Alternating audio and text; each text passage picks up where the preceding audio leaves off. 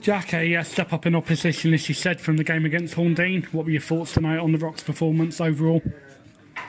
If you base it on the possession and the amount of play we had, there wasn't a lot between either side.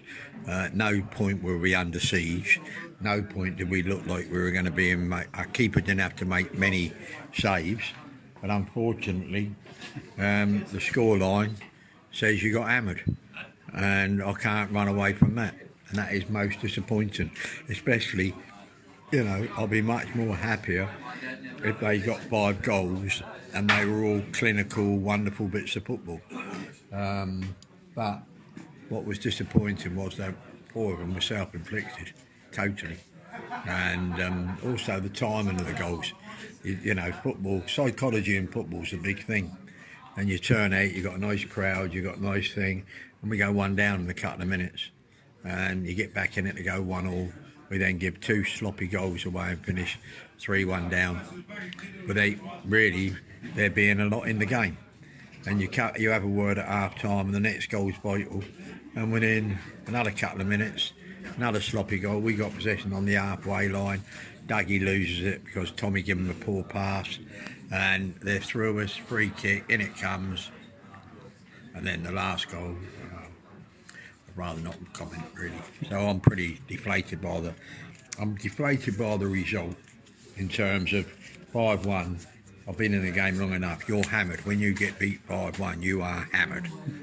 And the football between the 2 penalty areas didn't suggest that. You know, we were as much in the game with as much possession as them. But up front, like it was last year, Jimmy was our main goal threat, and that was it. And defensively, we can see bad goals, and we have to address that. Do you get fed up with questions asking about strikers? No, because last week I agreed to sign the 2 strikers that play for Pompey tonight. So that gives me a lot of hope. So we can confirm that that is a done deal, or going to be done tonight? They're supposed to be signing in there tonight. They've signed at Pratt & Park today.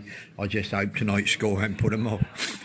To be fair, though, the games against Brighton, against Pompey, it gives you an opportunity to look at youngsters from them, and that gives the opposition manager to see what sort of football we play here at Nywood Lane. Yeah. I mean, I thought we tried to play quite good stuff tonight, but you got to have a cutting edge, and you know, you're always at your weakest when you give the ball away unexpectedly in the middle third of the field or in the back third, and when you're playing from the back into midfield, you have to be a bit more. You can't be as casual as what we are. You have to be a lot more going on in there when you're doing that. And unfortunately, if you concede, it puts off people passing the ball. So that's why teams go long, because they think, you know, we can't afford to concede goals there. Such a vital area when you play into the centre of midfield and people are under pressure. But let's hope they've learned tonight. I think I'm more depressed than the players. Yeah, because I didn't think the players played too bad. But the result is awful, because results build confidence, and we just got to move on, I suppose. What can you tell me about the goalkeeper, Sabotti? Nothing really. Helpful. Can you tell me, has he signed? Is he likely to sign? Where's he from? Well, he was at Basingstoke and Crawley last year, and he's written in for a trial. We've given him a trial, and now I'll take a couple of days to make up my mind what we're going to do. Certainly giving you a headache, though, between him and Dan Lincoln, possibly. Maybe. Jack, pleasure as always. Thank you. Thank you. Robbie, Jack seems depressed. How are you feeling after that result? Well, I'm a little bit more positive than depressed, but you know, like I said to the lads, you know, we will get it right, and there's been a lot of trial this in, and a lot of trying a few different things, and we can't get too downbeat. Yes, we've lost 3-0 and we've lost 5-1, but you know, I try and look at the positives, because yes, it is still pre-season. You do want to win, of course you do, but you know, the first 25, well, apart from the ridiculously bad goal we give, 3 terrible goals in the first half, you know, we were a match from once we scored, and we were playing some good stuff, we were getting in, but you know, once the goal's going, it sort of drops our lads. And when there's a couple of trials, the keeper's been on trial and he knows none of the lads, and we've got to try these out, haven't we? So I'm not too down about it. I'm not too down.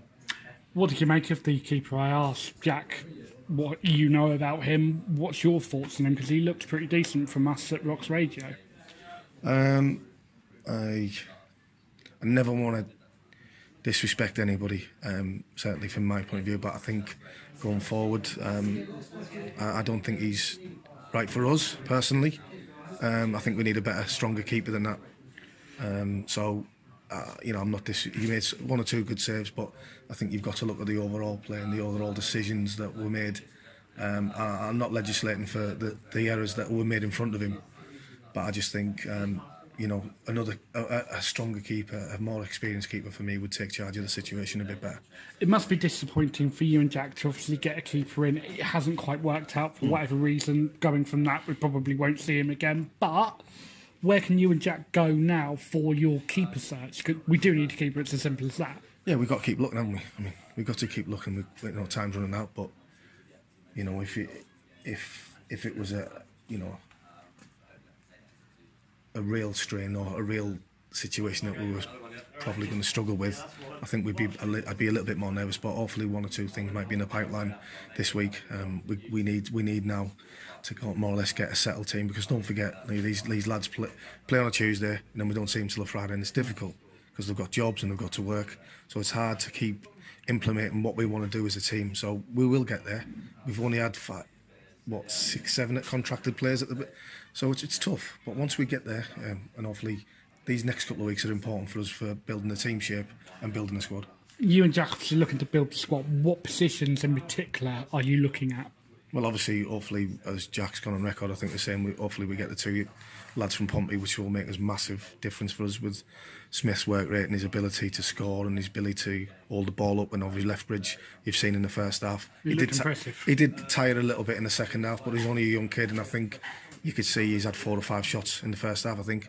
So he's going to be a real plus for us. Well, the both of them are going to be real good assets for us, and I think, obviously, not to mention then we've got Chad coming back and we've got Corey coming back as well. So, that's big for us as well.